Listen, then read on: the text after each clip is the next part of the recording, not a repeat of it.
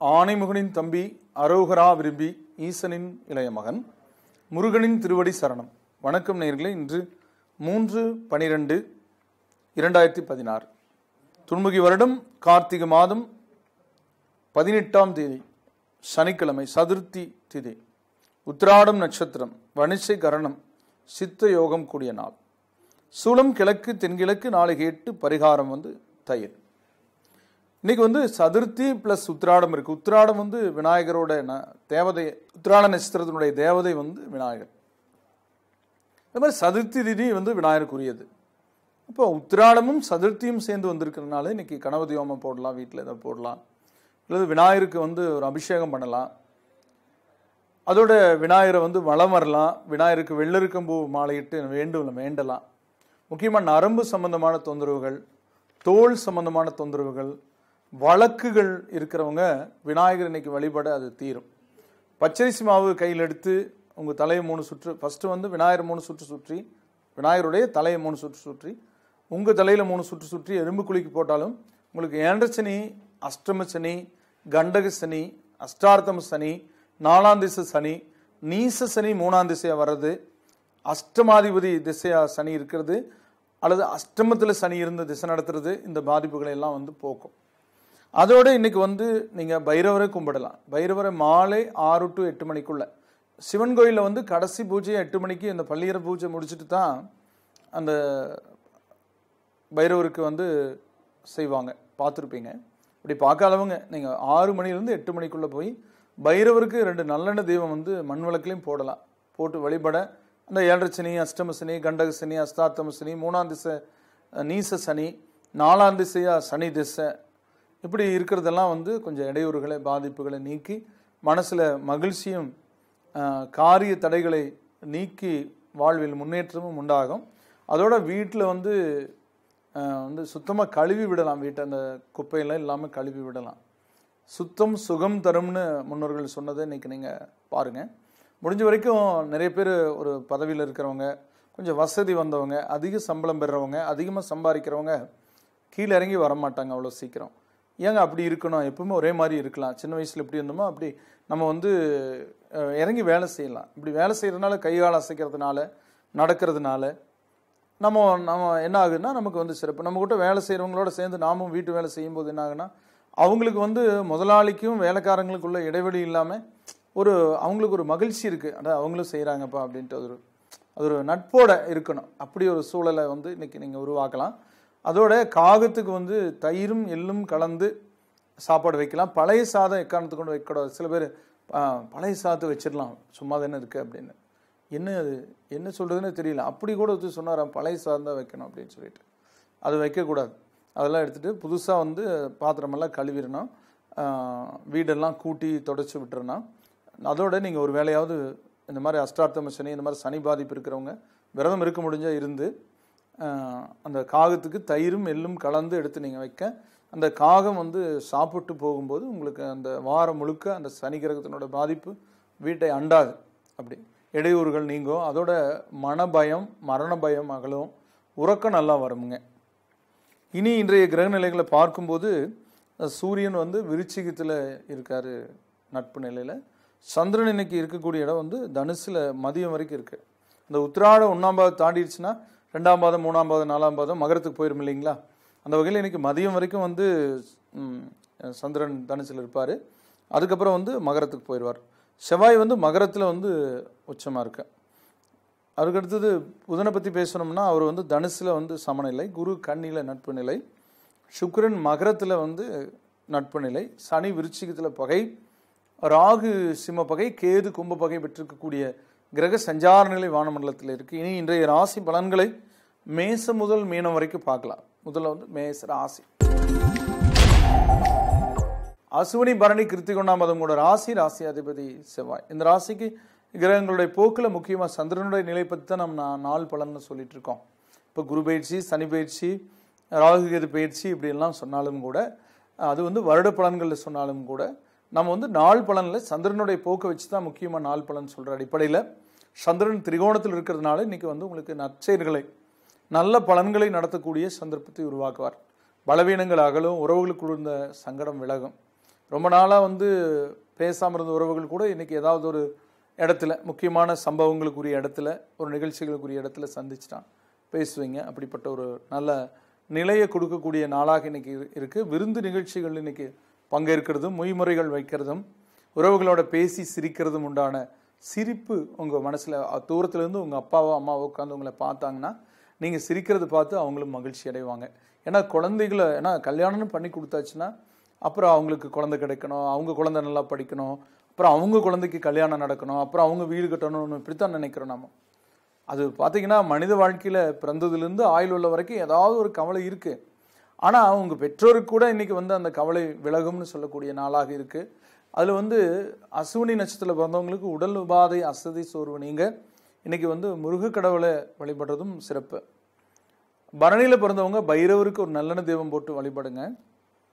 கிருத்திகை நட்சத்திரத்தில் பிறந்தவங்க காகத்துக்கு வந்து தயிரெல்லாம் வளர்ந்து வச்சு சாப்பிட்டுட்டு அல்லது வந்து நீங்கள் சனீஸ்வரருக்கு ஒரு நல்ல தெய்வம் போட்டு வந்துட்டு அப்புறம் காகத்துக்கு தயிரெல்லாம் வச்சு சாப்பிட்றது சிறப்பு.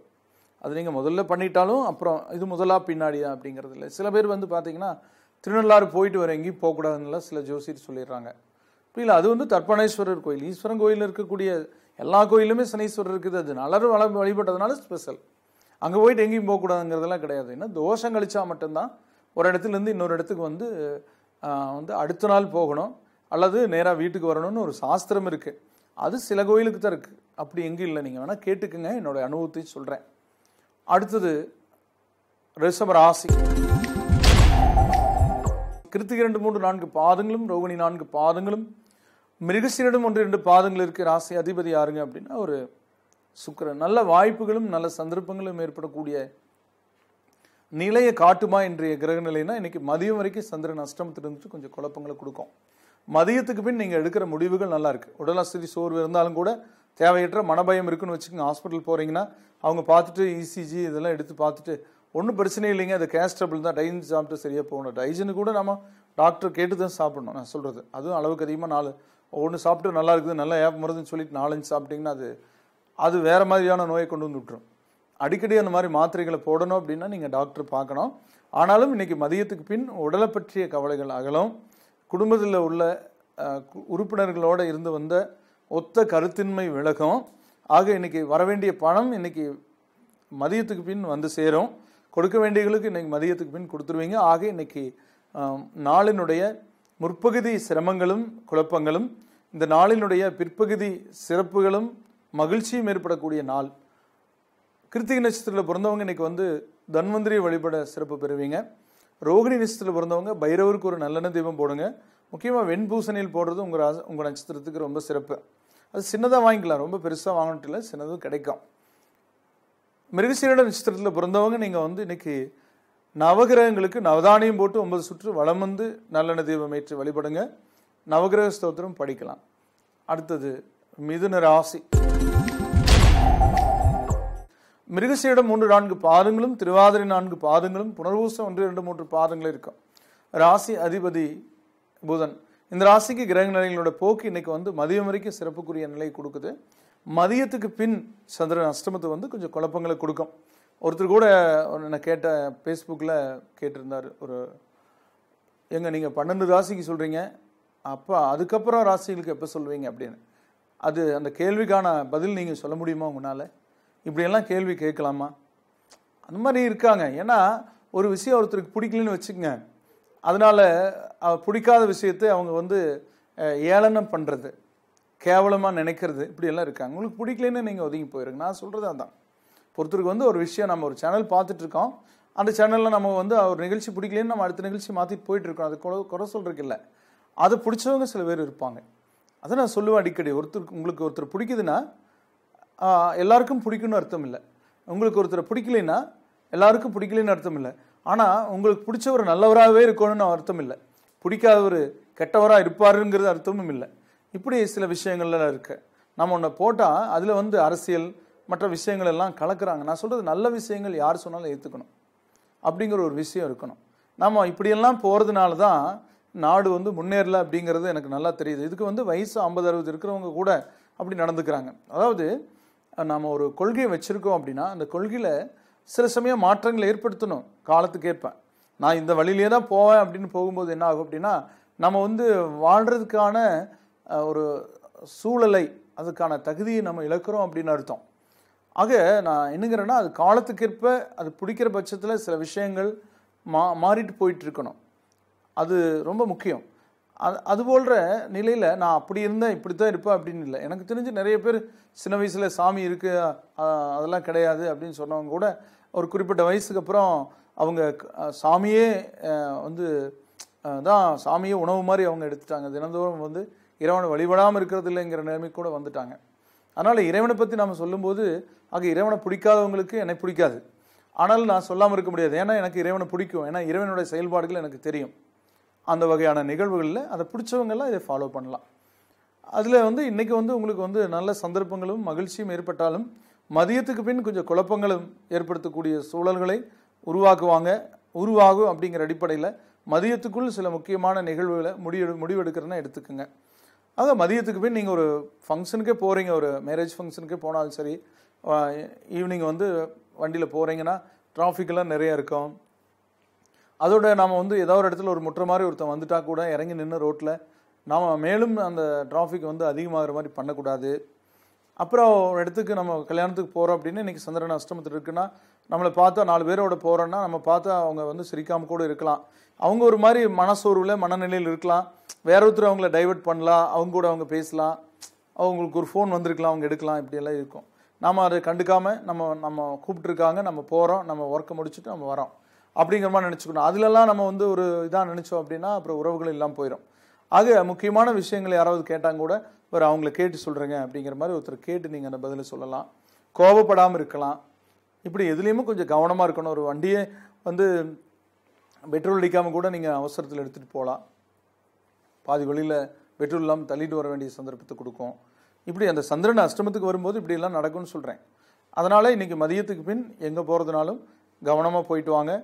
நான் சொன்ன ஒவ்வொரு விஷயத்தையும் வீடெல்லாம் நல்லா பூட்டியிருக்கான்னு பார்த்துக்கணும். வண்டி கொண்டு போய் நிறுத்தினீங்கன்னா டேனிங்லலாம் நிறுத்தக்கூடாது. வண்டி வந்து டேன் பண்ணுற இடத்துல நிறுத்தினீங்கன்னா வேகமாக வந்து டேன் பண்ணும்போது நம்ம வண்டியில் ஒரு சீட் போயிடும். யார் அவன் முட்டிட்டு அவன் போயிடுவான், யாருன்னே தெரியாது, நம்மளுக்கு தான் சேதம். அதனால் ஒரு கையெழுத்து போடுறதுனா பார்த்து போடணும். எல்லாமே இன்றைக்கி மதியத்துக்கு பின் ஒருத்தருக்கு நீங்கள் ஒரு சம்பளம் கொடுக்குறீங்க இன்றைக்கி, அது கூட எழுதி வச்சு கொடுக்கலாம். எண்ணி பார்த்து வாங்கிட்டு போக சொல்லலாம். ஒருத்தருக்கு பணம் கொடுத்தா எண்ணி பார்த்துக்குங்கன்னு சொல்லலாம். அதனால் அது நாம கவன முறையில் ஒரு 1000 ரூபாய் கம்மியாக எடுத்துகிட்டு போயிட்டு உங்களுக்கு கொடுத்தது சரியாக தான் இருக்குன்னு சொல்லிட்டு அப்புறம் அது தப்பாக போயிடும். ஆக மிருகசீரிட நட்சத்திரத்தில் பிறந்தவங்க நவகிரகங்களை கும்பிடுறது இன்றைக்கி இந்த குழப்பங்களுக்கு விடை கொடுக்கும். திருவாதிரையில் பிறந்தவங்க சிவனை வழிபடுறதும் நல்லது. புனர்பூச நட்சத்திரத்தில் பிறந்தவங்க ஆஞ்சநேயர் வழிபடுறதும் இன்னைக்கு சிறப்பு கொடுக்கும். அடுத்தது கடகராசி. புனர்பூச 4ஆம் பாதமும் பூச 4 பாதங்களும் ஆயிலும் 4 பாதங்கள் இருக்கிற ராசி அதிபதி சந்திரன். சந்திரனோட போக்கு இன்னைக்கு வந்து நல்ல இடத்துக்கு இருக்கு. மதியத்துக்கு பின் நல்ல இடத்துக்கு தான் போறாரு. கஜகேசரி யோகத்தோடு இருப்பாரு. மதியத்துக்கு பின் போறது இன்னும் சிறப்பு. 7ஆம் இடத்துக்கு போறாரு. அங்கே செவ்வாய் கூட இருக்கு. செவ்வாயோட சந்திரன் கூடுறது அற்புதம். ராசியாதிபதி 5-10 குடையனோட மிகச்சிறந்த யோகரே உங்க ராசிக்கு வந்து செவ்வாய். அதோட குரு வேணா அது பார்க்குது. ஆக இன்னைக்கு வந்து மதியத்துக்கு பின் நீங்க ஒரு பக்கம் போறீங்கன்னா உங்களுக்கு தான் முன்னுரிமை, உங்களுக்கு தான் முதல் நிலை, உங்களுக்கு தான் நல்ல வரவேற்பு, உங்களுக்கு தான் முதல் மரியாதை அப்படின்னு கிடைக்கக்கூடிய சந்தர்ப்பங்கள் இருக்கு. உங்களை சொல்லுவாங்க அவர் கேட்டு பண்ணுங்க அப்படின்னு. உங்களை அப்படி ஒரு எல்லாரும் இது பண்ணிக்கிறத பார்க்கும்போது உங்களுக்கு ரொம்ப தானாகவே மகிழ்ச்சி அதிகரிக்கும். அதோட உங்களுடைய செயல்பாடுகளும் பார்த்தீங்கன்னா மிகுந்த புத்தி கூர்மை உள்ளதாக இருக்கும். இன்னைக்கு வந்து செயல்படக்கூடிய செயல்களும் நல்லா இருக்கு. வரவேண்டிய பணம் வந்து சேரும். சுப நிகழ்வுகளில் பங்கேற்கக்கூடிய நிலை இருக்கு. விருந்துகள் பங்கேற்பீங்க, உறவுகளை சந்திப்பீங்க அப்படின்னு சொல்லக்கூடிய நாள். அரசியல் இனிக்கும். புனர்பூச நட்சத்திரத்தில் பிறந்தவங்க நவகிரகங்களை கும்பிடுறதும், பூசம் நட்சத்திரத்தில் பிறந்தவங்க பெருமாளை வழிபடுறதும், ஆயில்யம் நட்சத்திரத்தில் பிறந்தவங்க முருகனை வழிபடுறதும் சிறப்புக்குரிய பலன் கொடுக்கும். அடுத்தது சிம்ம ராசி.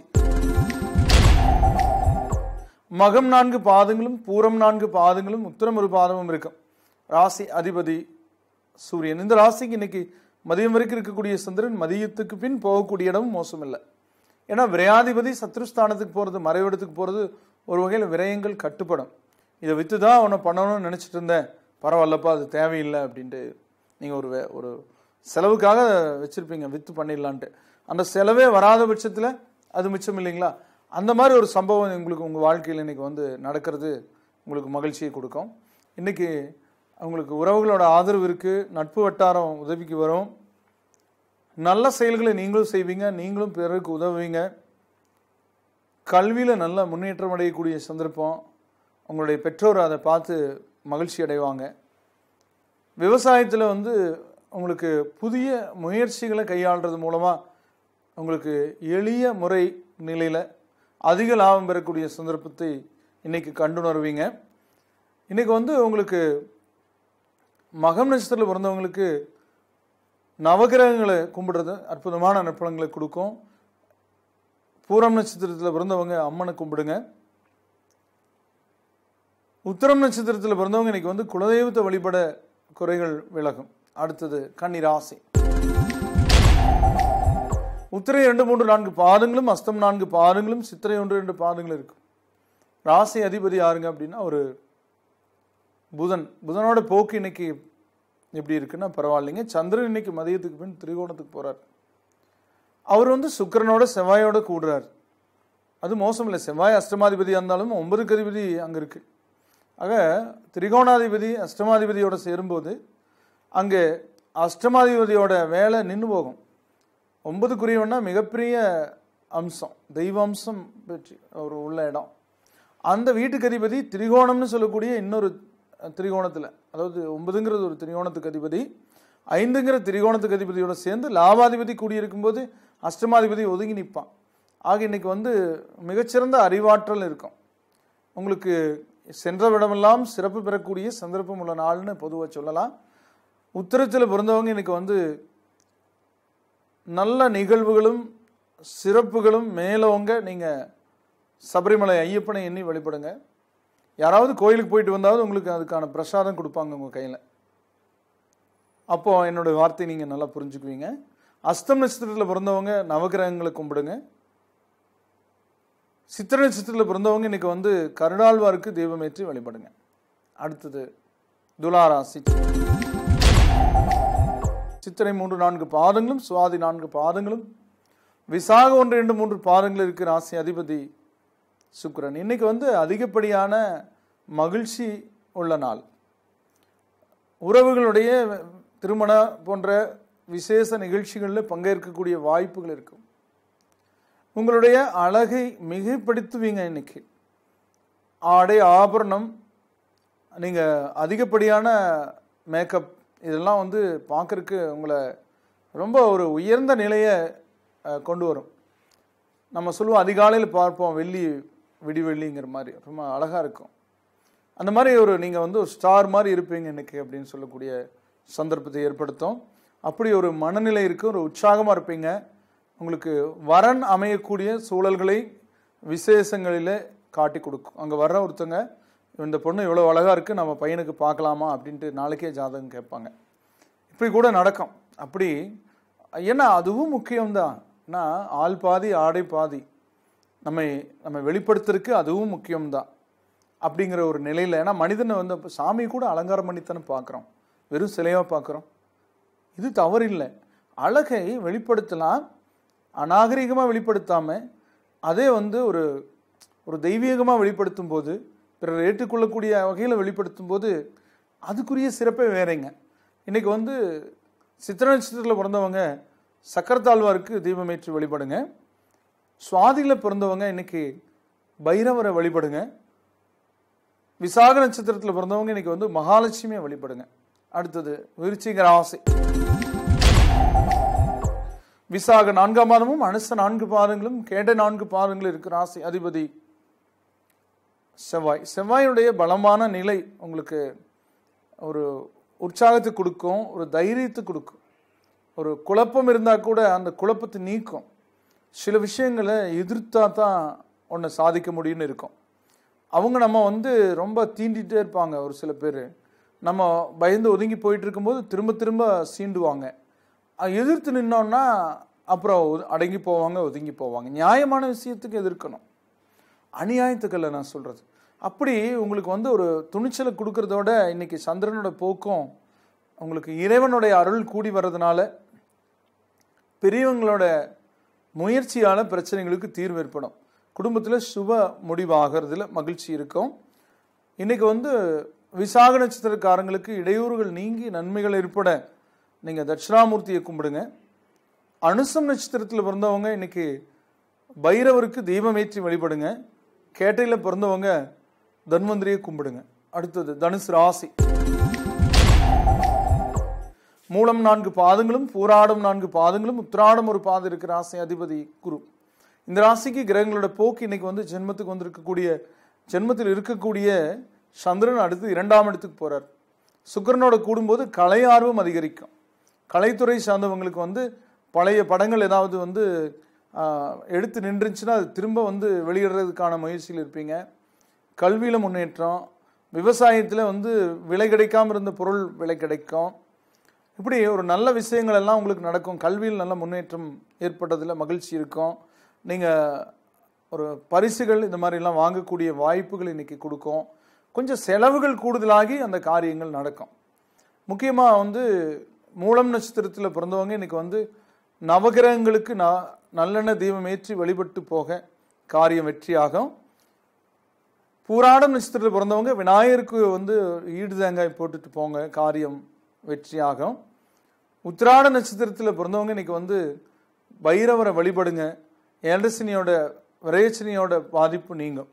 அடுத்தது மகர ராசி. உத்திராட 2, 3, 4 பாதங்களும் திருவோணம் 4 பாதங்களும் அவிட்டம் 1, 2 பாதங்கள் இருக்கிற ராசி அதிபதி சனி. வாய்ப்புகள் வாயில் கதவை தட்டக்கூடிய சந்தர்ப்பம். இன்னைக்கு மதியத்துக்கு மேல விரயங்கள் கட்டுப்படும். செய்துள்ள முன்னேற்றம் இருக்கு. ஒருத்தருங்க பணம் கொடுக்க வேண்டியது இருந்தால் கூட இன்னைக்கு மதியத்துக்கு பின் கொண்டு வந்து கொடுத்துட்டு போவாங்க. நீங்க கொடுக்க வேண்டியவங்களுக்கு கொடுத்துட முடியும். நீங்க வீட்டுக்கு தேவையான பொருட்களை, அலுவலகத்துக்கு தேவையான பொருட்களை வாங்குவீங்க. நீங்க ஒரு முதலாளியா இருந்தால் சம்பள பாக்கி இருந்தா கூட எல்லாமே கொடுத்து முடிச்சிருவீங்க. அந்த மாதிரி ஒரு நல்ல வாய்ப்புகளும் நல்ல சந்தர்ப்பங்களும் சிறப்புகளும் புகழ் கூடுதலும் உள்ள நாள். கல்வியில் நல்ல முன்னேற்றம், கைதட்டல் பெறுவீங்க. நீங்கள் ஒரு ஸ்டேஜில் பேசுனீங்கன்னா கூட உங்களுக்கு கைதட்டல் கிடைக்கும். அதை பற்றிய ஒரு பேச்சு மற்றவங்களிடத்தில் இருக்குது. அந்த இடத்துல விட்டுட்டு மறுபடியும் போய் அதை பற்றிய பேச்சு பேசுவாங்க. அவர் எப்படி பேசினார் பார்த்தீங்களா அப்படின்னு சொல்லிட்டு அதில் யாராவது வீடியோ எடுத்து வாட்ஸ்அப்பில் போட்டாலும் போடலாம். அந்த மாதிரி உங்களுடைய புகழ் நல்லா மேலோங்கும். தொலைக்காட்சிகள், பத்திரிகைகளில் உங்களை பற்றிய செய்திகள் கூட வெளிப்படும்.